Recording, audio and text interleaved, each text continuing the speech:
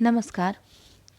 सिंहासन बत्तीसी में आज हम सुनेंगे सिंहासन पर बैठने के लिए इच्छुक राजा भोज को रोकती हुई 12वीं पुतली की कहानी।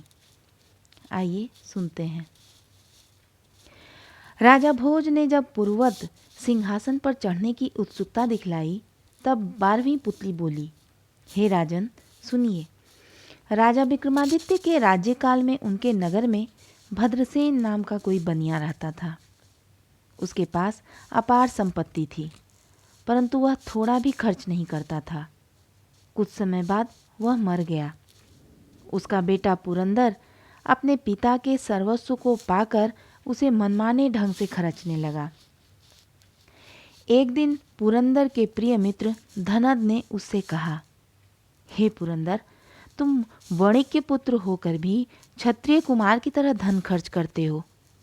यह तो बनिया के कुल में उत्पन्न व्यक्ति का लक्षण नहीं है।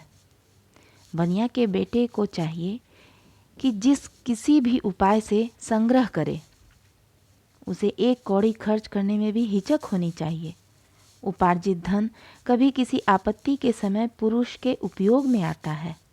इसलिए कहा है कि आपातकाल के लिए धन बचाना चाहिए और धन से स्त्री की रक्षा करनी चाहिए। स्त्री और धन से बराबर अपनी रक्षा करनी चाहिए। मित्र की बात सुनकर पुरंदर बोला, हे धनद, उपार्जित धन कभी किसी विपत्ति के समय काम आता है, ऐसा जो कहते हैं वे विचार शून्य प्रतीत होते हैं, क्योंकि जब विपत्ति आएगी तब कमाया हुआ धन भी नष्ट हो जाएगा। इसलिए बुद्धिमान पुरुष को चाहिए कि वह बीती बातों का शोक न करे और न आने वाली बात की चिंता ही। उसे तो वर्तमान की बातों का ही ख्याल रखना चाहिए। इसी पर कहा है, गते शोको न कर्तव्यो भाविनः नैव चिंतयेत वर्तमानेषु कार्येषु चिंतयन्ति विचक्षणाः। इसलिए जो होने वाला है वह अनायास हो जाएगा।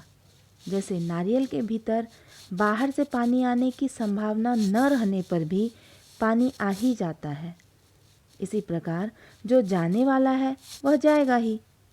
जैसे हाथी के खाए हुए कैथ के फल का गूदा उसके पेट में पच जाता है और केवल खोखला ज्यों का त्यों बाहर आ जाता है। पूरे खोखले से गूदे का निकल जाना असंभव होते हुए भी वैसा होता है। इसलिए धन किस रास्ते से निकल जाएगा कहा नहीं जा सकता। पुरंदर की इस बात से धनद निरुत्तर हो गया। उसके बाद पुरंदर अपने पिता के सर्वस्व को लुटाकर निर्धन बन गया, जिससे उसके बंधु बांधव उसका निरादर करने लगे। यहाँ तक कि उन्होंने उनके साथ उठना बैठना और बोलना बतियाना भी छोड़ दिया। तब पुरंदर ने अपने मन में सोचा, जब तक मेरे हाथ में धन था तब तक सभी बंधु बांधव मेरे सेवक के समान थे, लेकिन अब तो बात भी नहीं करते। कहा भी है, जिसके पास धन है दोस्त मित्र और बंधु बांधव उसी के होते हैं। धनी व्यक्ति ही पुरुष और विद्वान कहलाता है। पुरंदर इसी संबंध में सोचता रहा कि धनहीन हो जाने पर स्वजन परिजन पूर्वत व्यवहार नहीं करते।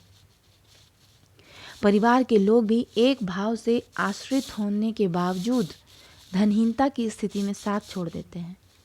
मित्र भी डगमगा जाते हैं और लोगों का तो कहना ही क्या। निर्धन हो जाने पर पत्नी के साथ भी बराबर झगड़ा बना रहता है। इसलिए कहा है कि जिसके पास धन है वही मनुष्य कुलीन है, पंडित है, शास्त्रज्ञ है और गुणज्ञ भी है। वही वक्ता है, वही दर्शनीय है। कहना न होगा कि सभी गुण धन का ही वर्ण करते हैं। और भी हवा जंगल को जलाने में समर्थ प्रबल आग का ही साथ देती है। वही हवा क्षुद्र दीपक की लौ को बुझा देती है। सचमुच दुर्बल आदमी का कोई मित्र नहीं होता। चिंतन के क्षणों में पुरंदर को एक घटना याद आई। एक बार एक निर्धन ने शमशान में मुर्दे से कहा कि हे मित्र, मेरी दरिद्रता का बोझ क्षण भर के लिए तुम ढो, ताकि कुछ क्षणों के लिए मैं तुम्हारी मृत्यु के सुख का अनुभव कर सकूं। किंतु मुर्दे ने दरिद्रता से कहीं अधिक श्रेयस्कर मनुष्य मृत्यु को समझा, इसलिए वह चुप ही पड़ा रहा। मुर्दे की चुप्पी वाली बात का स्मरण कर पुरंदर को ऐसा लगने लगा कि दरिद्र आदमी मृतक के समान है।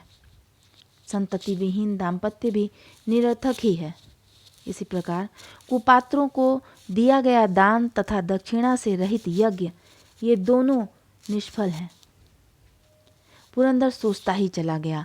धनहीन हो जाने पर माँ भी निंदा करने लगती है, पिता भी आदर नहीं करते और भाई भी बात तक नहीं करता। नौकर रुष्ट हो जाता है, बेटा भी बात नहीं सुनता और पत्नी भी प्यार करना छोड़ देती है। धन मांग बैठने की आशंका से मित्र भी मुंह चुराने लगते हैं। इसलिए अर्थ का उपार्जन ही अधिक उचित है, क्योंकि सभी कोई धन के ही अधीन होते हैं। इस प्रकार सोच विचार कर पुरंदर देशांतर चला गया। अनेक देशों में घूमता हुआ वह हिमाचल के निकटवर्ती एक नगर में पहुंचा। उस नगर से थोड़ी दूर पर ही बांसों का जंगल था। वह उस नगर के बीच में जाकर रात में किसी घर के बाहर चबूतरे पर सो गया। आधी रात के समय बांसों के जंगल से रोती हुई किसी स्त्री की हाय हाय की आवाज़ उसने सुनी। वह जग कर रोने की आवाज़ सुनने लगा। स्त्री कह रही थी, हे महापुरुषों, बचाइए बचाइए, मुझे कोई राक्षस मार रहा है। सुबह होने पर पुरंदर ने नगर के निवासियों से पूछा, यहाँ रात में इस बांस के जंगल में कौन स्त्री रोती है? नागरिकों ने उत्तर दिया, इस बांस के जंगल से हर रात रोने की आवाज़ आती है, परंतु डर से न कोई वहाँ जाता है न कोई उसके बारे में सोचता ही है। कुछ दिनों बाद पुरंदर अपने नगर में वापस आया और उसने राजा विक्रमादित्य से भेंट की। राजा द्वारा देशांतर में कुछ अचरज की बात देखने के बारे में पूछे जाने पर पुरंदर ने बांस के जंगलों की घटना राजा को कह सुनाई। उस कौतूहलकारी बात को सुनकर राजा विक्रमादित्य पुरंदर के साथ उस नगर में गए और रात में स्त्री की रोने की आवाज़ सुनकर वह बांस के जंगल की ओर चल पड़े। वह ज्यों ही जंगल के बीच पहुँचे त्यों ही उन्होंने रोती हुई अनाथ स्त्री को पीटने के लिए उद्यत एक अत्यंत भयंकर राक्षस को देखा।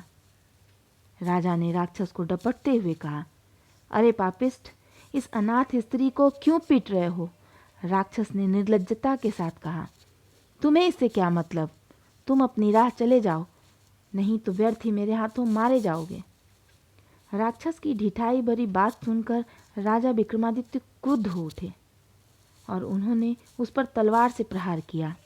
उसके बाद दोनों में लड़ाई ठन गई, लेकिन अंत में राजा ने राक्षस को मार डाला। राक्षस के मरने पर वह स्त्री राजा के पैरों पर जा गिरी और कहने लगी, हे राजन, आपकी कृपा से मेरे शाप का अंत हो गया। आपने महान दुख के समुद्र से मुझे उबार लिया। तुम कौन हो? राजा ने पूछा। स्त्री कहने लगी, इसी नगर में एक धनाढ्य ब्राह्मण रहता था। मैं उसी की पत्नी हूँ। व्यभिचारिणी हो जाने की आशंका के कारण उसने मुझसे प्यार करना छोड़ दिया, लेकिन उसके प्रति मेरा अनुराग यथावत बना रहा। फिर भी मुझे अपने रूप का बड़ा घमंड हो गया था। साथ रहने के लिए बुलाए जाने पर भी मैं उसके पास नहीं जाती थी। इसलिए वह आजीवन मेरे लिए तड़पता रहा और अंत में मरते समय मुझे शाप दे गया कि अरे व्यभिचारिणी, जिस प्रकार तू आजीवन मेरे मन को संताप देती रही, उसी प्रकार बांसों के जंगल में रहने वाला कोई अत्यंत भयंकर राक्षस साथ रहने से इनकार करने के कारण तुझे प्रतिदिन रात में पीटता रहेगा। अभिशप्त होकर मैंने अपने पति से अपने शाप के अंत के बारे में पूछा। तब उसने कहा कि जब कोई परोपकारी धीर महापुरुष आकर इस राक्षस को मारेगा और तू उस महापुरुष के पैरों पर गिरेगी, तब तुझे शाप से मुक्ति मिल जाएगी और तब मेरी यह संपत्ति उस महापुरुष को अर्पित कर देना। यह कहकर ब्राह्मण ने अपने प्राण छोड़ दिए। इसलिए आप उनका यह धन ग्रहण करें। यह कहकर स्त्री ने राजा विक्रमादित्य को धन से भरा एक घड़ा अर्पित किया। राजा ने आदरपूर्वक स्त्री से धन का घड़ा लेकर पुरंदर को दे दिया और उसके साथ उज्जैनी लौट आए। ब्राह्मण की पत्नी भी अपने घर चली गई। पुतली ने यह कथा सुनाकर राजा भोज से कहा, हे राजन, आप में यदि ऐसी वीरता, धीरता और उदारता है तो इस सिंहासन पर बैठें। राजा मौन रह गए।